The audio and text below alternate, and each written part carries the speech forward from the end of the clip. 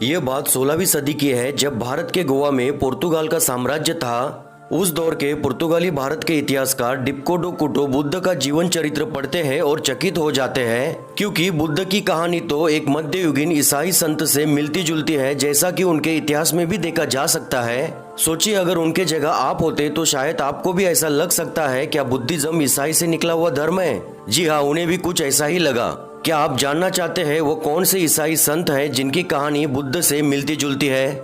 आज के इस विशेष वीडियो में हम जानेंगे कि कहानियां किस प्रकार एक देश से दूसरे देश की यात्रा करती है। संपूर्ण विश्लेषण जानने के लिए आप वीडियो में अंत तक बने रहें।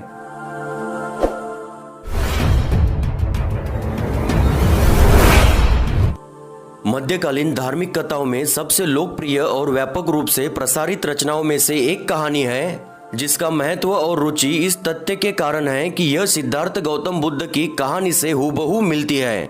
यह कहानी पहली बार ग्रीक में 8वीं शताब्दी के शुरुआती दौर में दमिश्कस के जॉन के कार्यों के बीच दिखाई देती है। तो चलिए सर्वप्रथम जानते हैं इस ग्रीक कहानी को, जो इस प्रकार है।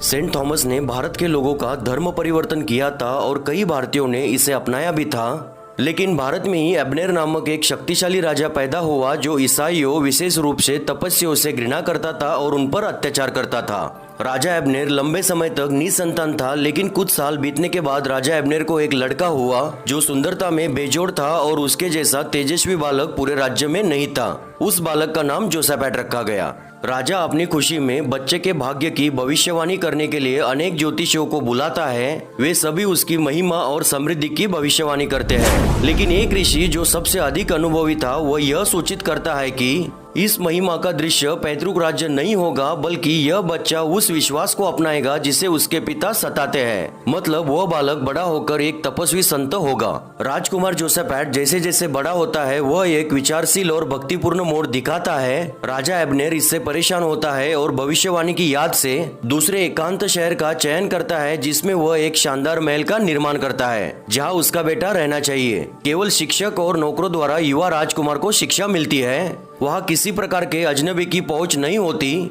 और लड़के को मानवता के किसी भी दुख जैसे कि गरीबी, बीमारी, बुढ़ापा या मृत्यु का ज्ञान नहीं होता, बल्कि उसके जीवन में केवल सुख होता है, ताकि उसे सोचने के लिए कोई प्रेरणा न मिल सके। राजकुमार जोसेफैट के भविष्य के जीवन हेतु उसे कभी किसी मसीहा और उसके धर्म का एक शब्द भी सुनने को नहीं मिलता।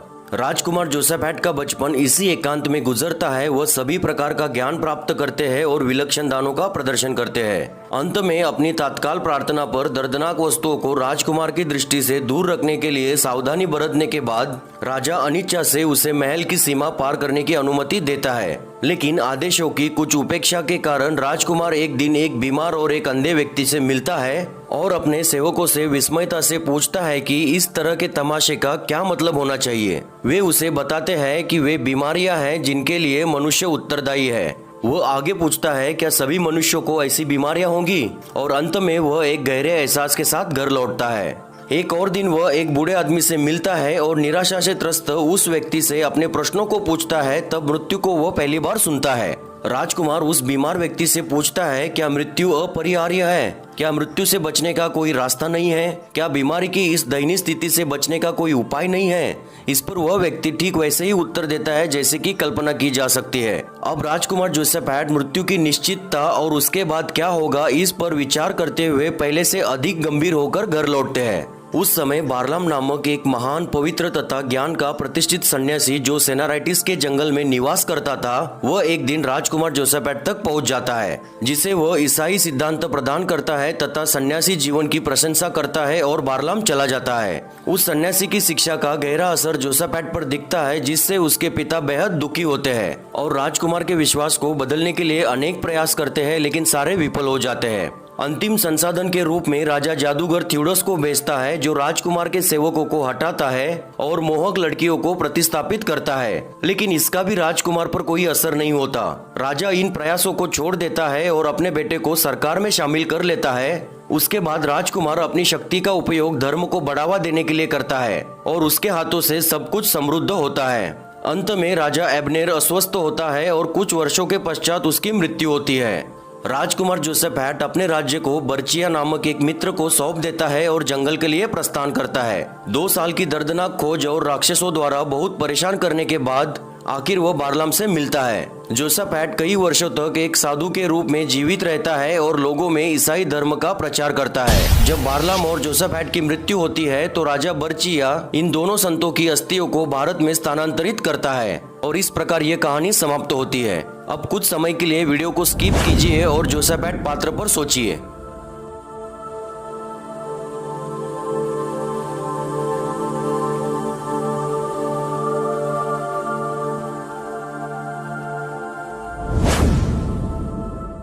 अब आप समझ ही गए होंगे कि यह कहानी परिवर्तन सहित बुद्ध की कहानी है, जो एक निर्जन महल में बुद्ध की शिक्षा को याद करने के लिए पर्याप्त होगी। नश्वर बीमारी और गरीबी में एक व्यक्ति के साथ, एक मृत शरीर के साथ, शांति और गरिमा के साथ, एक धार्मिक वैरागी के साथ और उसके परिणाम स्वरूप जंगल में तपस्वी जीवन जीने के लिए अपनी रियासत का परित्याग कर देना, यह सब बुद्ध की जीवनी है। और यहाँ तक कि वाक्य संरचना जिसमें जोसेफैट के इतिहास के कुछ विवरणों का वर्णन किया गया है, लगभग शाब्दिक रूप से ललित विस्तार का प्रतिपादन लगता है। अब सोचने वाली बात तो यह है कि बुद्ध की कहानी आखिर भारत से निकलकर यूरोप तक कैसे पहुंची।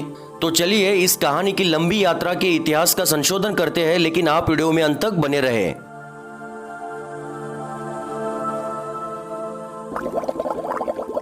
डॉक्यूमेंटेड एविडेंस के आधार पर जांच करें तो इस कहानी की उत्पत्ति जॉन ऑफ दमिश्कस के साथ हुई थी, जिन्होंने ईसाई धर्म का बचाव करने वाले कार्यों की एक श्रृंखला सीरिया में शुरुआती 7वीं शताब्दी में लिखी थी, जो धार्मिक संघर्षों और विवादों को दर्शाती है। लेकिन इससे भी पहले यह जॉन नामक संत के एक भिक्षु द्वारा संपादित किया हुआ एक ग्रीक पाठ था। उसका संस्करण बाद के सभी ग्रंथों और अनुवादों का स्रोत बना। यह कहानी इससे भी कितनी पुरानी है मैं नहीं बता सकता, लेकिन इसका मूल स्रोत मुझे पता है, जो वीडियो के अंत में बताऊंगा।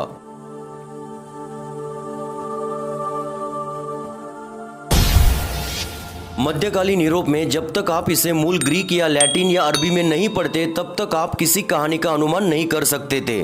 जिस समय यहूदी व्यापारी कलीला और दीमना ग्रंथ का ग्रीक में अनुवाद कर रहे थे, उस समय अरब शासक दुनिया के अधिकांश हिस्सों पर शासन कर रहे थे। उस दौर में यह कहानी अरब के खलीफा द्वारा सेंट जॉन तक पहुंची और उन्होंने इसका अनुवाद किया।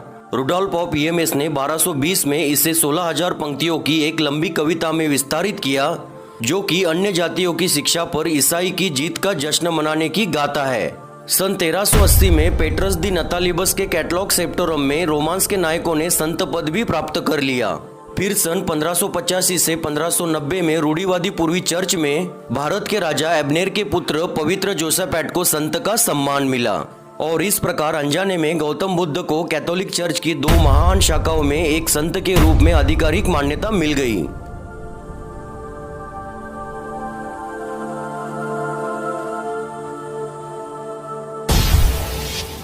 शायद इसीलिए कि कहानियां लोगों से आती है, जो लोगों के बारे में होती है। कहानियों की भी उत्पत्ति, इतिहास, नाम, मनोदशा और परिणाम होते हैं। वे लोगों की तरह व्यवहार करती है। लोगों की तरह कहानियां भी परिस्थितियों के अनुकूल होती है। कभी कभी वे ऐसी परिस्थितियां पैदा कर देती है जिन्हें बाद में लोगों और बाद की कहानियों को अपनाना पड़ता है। और लोगों की तरह कहानियां भी अपने मूल से बहुत दूर तक फैल सकती है, नाम बदल सकती है, अन्य कहानियां पैदा कर सकती है। इसी को कहानियों की रंगीन यात्रा कहा जाता है।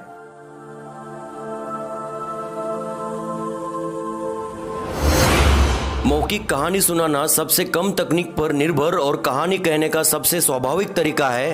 हालांकि लिखित पाठ के 2 फायदे होते हैं। सबसे पहले यह एक टाइम मशीन है, जो समय के अनुसार इतिहास को सटीकता से दर्शाता है। दूसरा फायदा यह है कि एक बार जब विचारों को एक पत्र में उतारा जाता है, तो कहानीकार के लिए कहानियां मुक्त हो जाती है। तो चलिए अब उस सत्य की भी जांच करते हैं जो समय के साथ परिवर्तित होते गया, यानी इस कहानी के पात्र जोसेफैट, बारलाम और एबनेर नाम समय के अनुसार कैसे बदलते गए।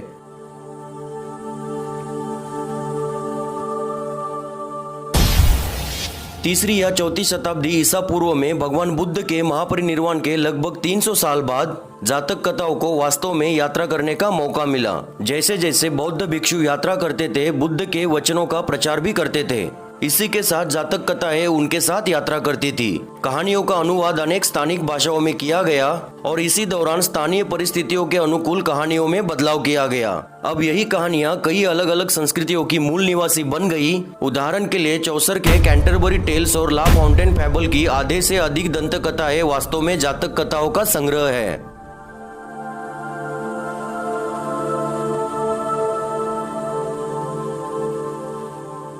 जोसाफेट नाम संस्कृत के बोधिसत्व से लिया गया है, क्योंकि जातक कथाओं में बोधिसत्व जो बुद्ध बनने की राह पर होता है, ऐसे ही ज्यादातर मुख्य पात्र होते हैं। जातक कथाओं का जब 6ठी शताब्दी के मध्य में फारसी ग्रंथों में अनुवाद हुआ तो बोधिसत्व नाम बोधिसव में बदल दिया गया। फिर 7वीं शताब्दी में बोधिसव नाम बुधासप में बदल गया। फिर 8वीं शताब्दी के अरबी दस्तावेज में बुधासप का युधासप हो गया। 10वीं शताब्दी के जॉर्जिया में युधासप का आयोधासप बन गया और उस नाम को 11वीं शताब्दी के ग्रीस में यूओसाप में रूपांतरित किया गया और फिर लैटिन में यूओसाप को जोसाफेट में आत्मसात कर लिया गया। इस प्रकार एक पीढ़ी से दूसरे पीढ़ी में जब कोई कहानी ट्रांसफर होती है तो उसमें इस प्रकार अनेक बदलाव होते हैं।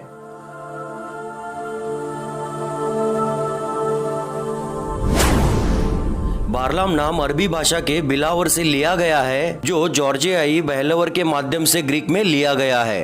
अरबी बिलावर नाम को ऐतिहासिक रूप से संस्कृत के भगवान नाम से लिया गया है, ऐसा माना जाता है।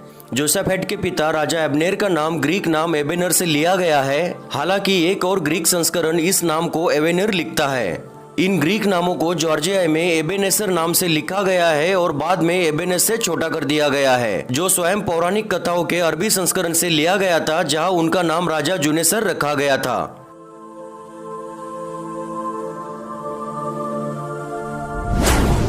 अब सोचने वाली बात तो यह है कि आखिर यह कहानियां भारत से पश्चिम संस्कृति तक कैसे पहुंची, तो इसका जवाब है सम्राट अशोक के कारण। क्योंकि सम्राट अशोक मूलतः बौद्ध थे।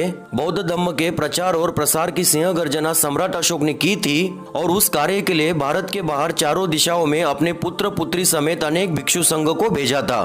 पश्चिमी उत्तर में ईरान तक उन्होंने धम्म प्रसार किया था। इसी दौर में भगवान बुद्ध की शिक्षा समेत संपूर्ण बौद्ध साहित्य भारत से बाहर निकलकर दुनिया में फैल गया।